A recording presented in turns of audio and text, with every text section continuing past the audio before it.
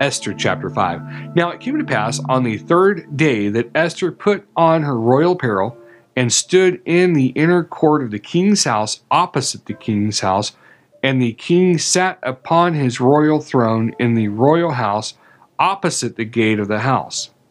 And it was so, when the king saw Esther the queen standing in the court, that she obtained favor in his sight, and the king held out to Esther the golden scepter that was in his hand. So Esther drew near and touched the top of the scepter. Then said the king to her, "What will you, Queen Esther? And what is your request? It shall be even given to you the half of the kingdom." And Esther answered, "If it seem good to the king, let the king and Haman come this day to the banquet that I have prepared for him." Then the king said, "Cause Haman to make haste, that he may do as Esther has said." So the king and Haman came to the banquet that Esther had prepared. And the king said to Esther at the banquet of wine, "What is your petition? And it shall be granted you. And what is your request? Even to the half of the kingdom it shall be performed."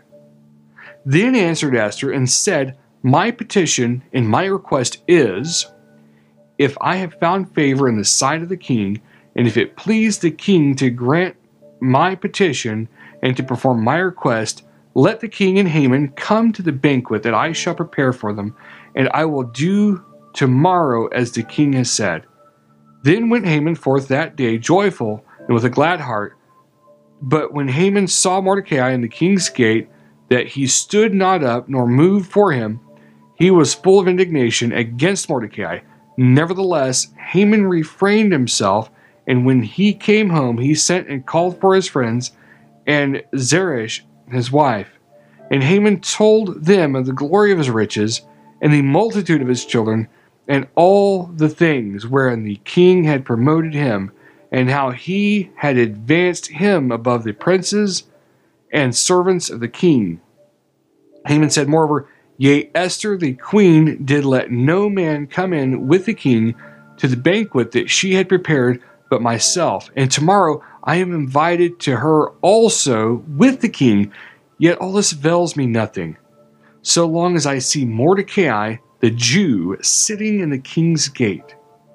Then said Zeresh his wife and all his friends to him, "Let a gallows be made of 50 cubits high, and tomorrow speak you to the king that Mordecai may be hanged thereon.